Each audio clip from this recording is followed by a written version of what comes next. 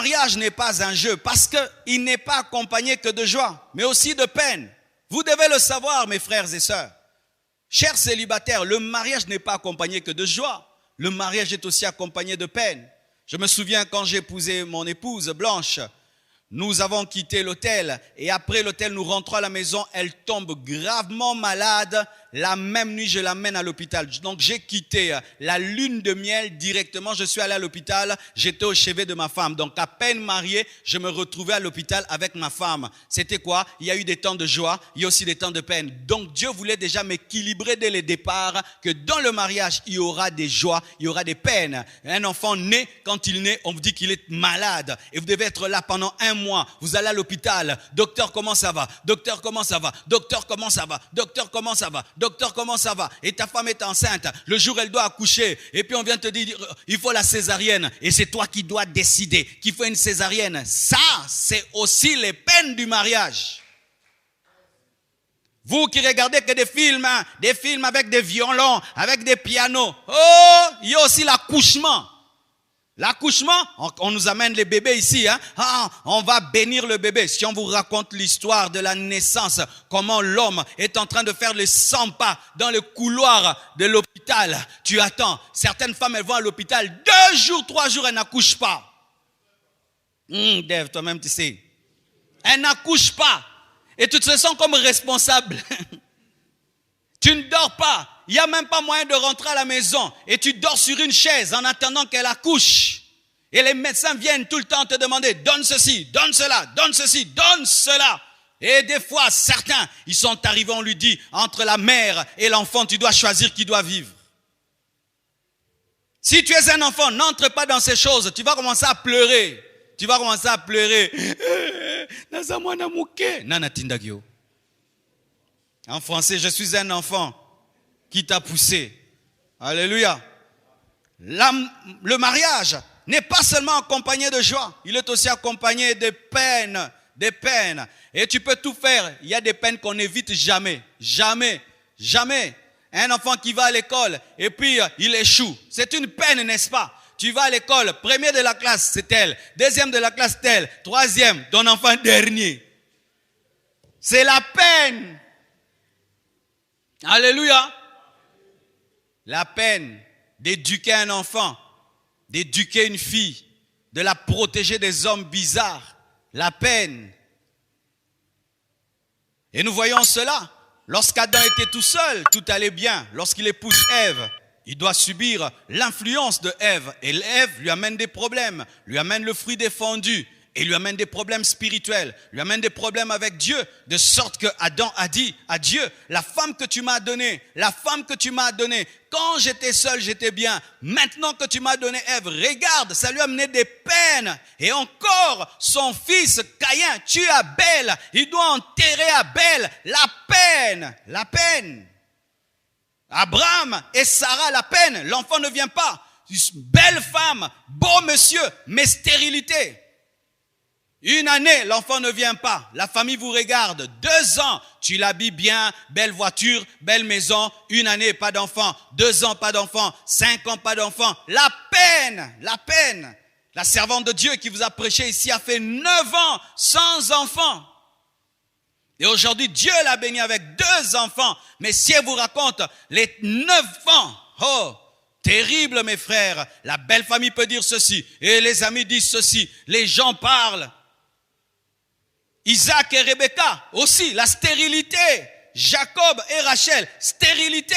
Il fallait prier pour que les enfants puissent venir. Et là encore, Jacob et Léa. Léa aime Jacob, mais Jacob ne l'aime pas. Ou tu aimes beaucoup ta femme, elle ne t'aime pas beaucoup. Tu aimes beaucoup ton mari, lui ne t'aime pas beaucoup. Toi tu l'aimes à 100 à l'heure, lui t'aime à 20 à l'heure. Il y a cela aussi parce que dans chaque mariage, il y a toujours un qui aime l'autre plus. Et celui qui aime beaucoup, c'est celui qui souffre plus dans le mariage. Ce sont des réalités qui arrivent. La réalité de la vie, c'est cela. Le mariage n'est pas accompagné que de joie, il est aussi accompagné de peine. Même Jésus-Christ, il souffre avec l'Église. Oui. Jésus-Christ souffre avec l'église avant de nous épouser. Il était à la gloire de Dieu le Père. Il était là dans la paix. Maintenant, il nous a épousés, il est devenu intercesseur.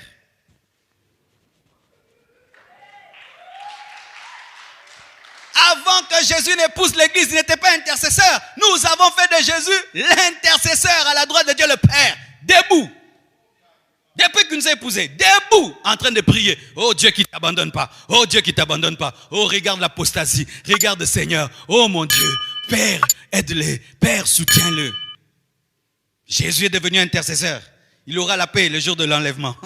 En attendant, regardez tout ce que les chrétiens font. Ce que les serviteurs de Dieu font. Ça fait mal au cœur du mari. Lui, un mari fidèle, avec une épouse infidèle. Si toi tu épouses l'église, tu peux mourir. Mais regardez le mariage de Jésus. La joie et la peine. Quand il y a de nouveaux convertis, Jésus est heureux. Mais quand nous commettons des dégâts, des scandales, son cœur est en train de pleurer. Le mariage est accompagné de joie. Il est aussi accompagné de peine. De peine. Regarde, tu n'as pas d'enfants. Tu pries que Dieu te donne des enfants. Et puis les enfants naissent. Maintenant, qu'est-ce qu'il faut? Il faut qu'ils mangent. Ils mangent. Il faut qu'ils étudient. Ils étudient. Il faut qu'ils finissent des études. Après, il faut qu'ils travaillent. Après, il faut qu'ils se marient. Après, il faut qu'ils aient des enfants. Donc, s'ils n'ont pas tout ça, tu as la peine. Et c'est ainsi que tu vois un papa, il est triste. Pourquoi? Sa fille n'a pas d'enfant. Ou sa fille ne travaille pas. Son grand garçon ne travaille pas. Il avait la joie quand il était tout seul. Mais comme il a engendré quelqu'un, cette personne doit réussir pour que lui aussi soit dans la joie. Alors si vous n'êtes pas prêt à tout ça, ne vous mariez pas. Alléluia. Ne vous mariez pas. Si vous voulez chercher seulement des bagues, vous cherchez seulement des robes et qu'on dise que tu t'es marié. Et quand toutes ces choses vont arriver, où maintenant la destinée de tes enfants est liée à ta destinée, où leur joie est liée à ta joie. S'ils sont tristes, tu deviens triste. Ne te marie pas. Regardez ces parents qui ont des enfants malades. Regardez ces parents qui ont des enfants qui refusent d'étudier. Regardez ces parents qui ont des enfants dévergondés. Tu vois la lutte du père, de la mère. J'allais souvent dans une famille très très riche et la plupart des enfants étaient bizarres. Quand j'arrivais, tu remarquais que dans cette maison, ils n'ont que faire de leur voiture, que faire de leur maison. C'est l'enfance. Pasteur, prie pour mon enfant, prie pour mon enfant, prie pour mon enfant. Ils ont réussi financièrement, mais les enfants ne réussissent pas. La peine. Tu n'es pas prêt à une telle vie. Oh mon frère, il faut que tu puisses laisser tomber. Je suis allé une fois prêcher quelque part et un grand prédicateur était parmi les orateurs. C'est parmi les prédicateurs africains les plus invités au monde. Il prêche dans toutes les grandes églises américaines. Et c'était vraiment un modèle pour moi. Je pensais que tout allait bien dans sa vie. Il a prêché partout. Et le jour qu'il a prêché, il nous a parlé de l'onction qui vient de la souffrance. Et il a dit, vous me voyez là, j'ai un enfant. Cet enfant est fou. Cet enfant ne me reconnaît pas. Il ne reconnaît pas sa mère. J'ai un don. Je prie pour les cœurs et les gens sont guéris. Mais mon enfant, je n'arrive pas à le guérir. Je peux prier, tout le monde est guéri, sauf mon enfant. Et pendant que je suis en train de vous prêcher ici, je le surveille au moyen de mon téléphone. Nous l'avons enfermé dans une chambre et nous suivons tout au téléphone. Et j'aimerais des fois que Dieu prenne ma santé, qu'il donne à mon enfant et qu'il prenne sa maladie, qui me la donne. Mais Dieu ne m'exauce pas, ce grand prédicateur. Mais dans sa vie, il y a une peine, un enfant qui est malade. Alléluia. Vous voulez fuir? C'est la vérité. Amen. Hein? Parce qu'on prêche trop mal le mariage dans les églises. On présente que les roses. Une femme, une jolie femme. Quand tu te maries, les bénédictions. Non. On ne parle pas des épreuves. Alors que dans la Bible, on met un équilibre entre les bénédictions et les épreuves qui sont liées au mariage. Pourquoi encore le mariage n'est pas un jeu? Parce qu'il est dangereux. Dis à ton voisin, le mariage est dangereux. Oh, dis-lui bien. Le mariage est dangereux et difficile. Le mariage n'est pas facile, qu'on ne vous mente pas. Le mariage est dangereux et il est difficile quand on ignore avec qui on se marie ou quand on fait un mauvais choix. Quand on fait un mauvais choix, le mariage est dangereux.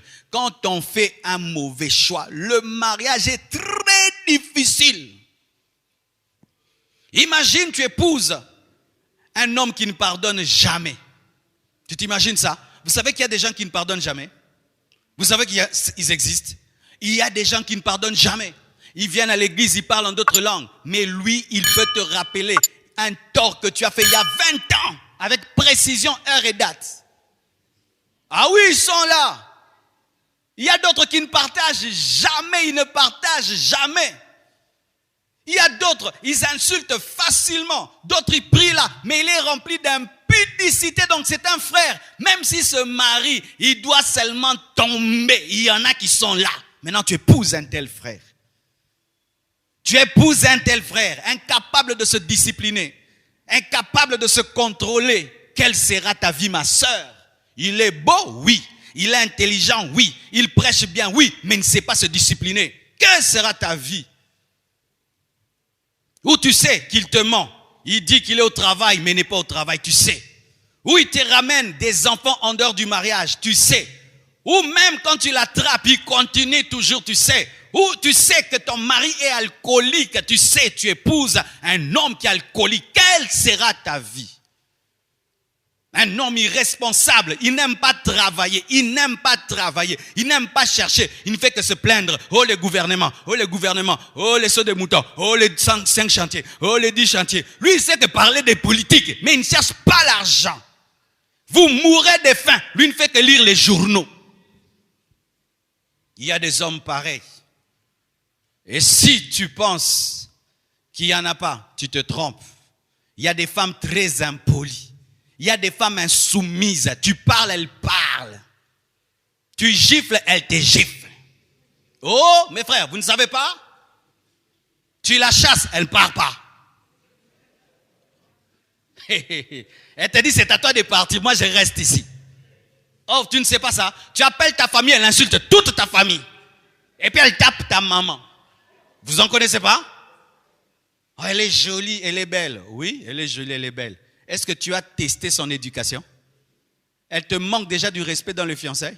Elle va te manquer du respect dans le mariage. Elle te manque du respect déjà devant tes parents. Elle va manquer même du respect à tes parents.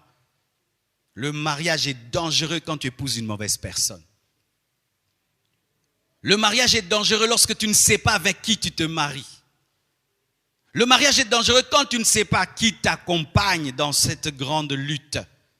Le mariage est dangereux lorsque tu prends à la légère les critères de la personne qui doit t'accompagner, ou tu as des critères superficiels. Il doit parler bien français.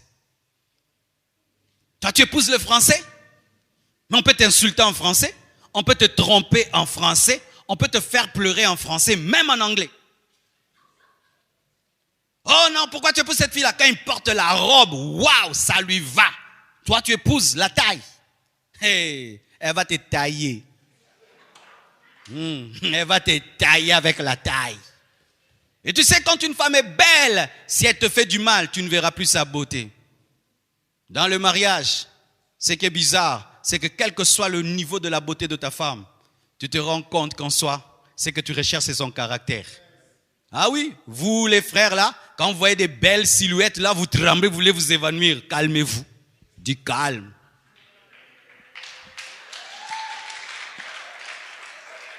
Calmez-vous, calmez-vous. Mettez même des glaçons, calme.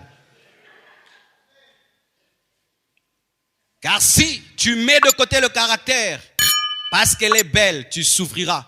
Adam a dit, voici l'os de mes os et puis la chair de ma chair. Il n'a pas dit la chair de ma chair et l'os de mes os. Pourquoi? L'intérieur vient avant l'extérieur. C'est l'os d'abord, ce qui ne se voit pas, qui vient avant ce qui se voit. Mais lorsque tu fondes ton choix sur ce qui se voit, pour annuler ce qui ne se voit pas, tu as épousé des muscles, mais tu n'as pas épousé un squelette. Alors que c'est le squelette qui permet aux muscles de tenir, c'est le caractère qui donne la valeur à la beauté. Lorsqu'il n'y a pas de muscles, même si la chair est belle, elle n'a pas de forme. C'est l'ossature, le squelette qui donne la forme, et c'est le caractère qui permet de considérer la beauté. Mais si toi tu ne considères que la beauté, tu ne regardes pas le caractère, tu pleureras dans ta langue maternelle.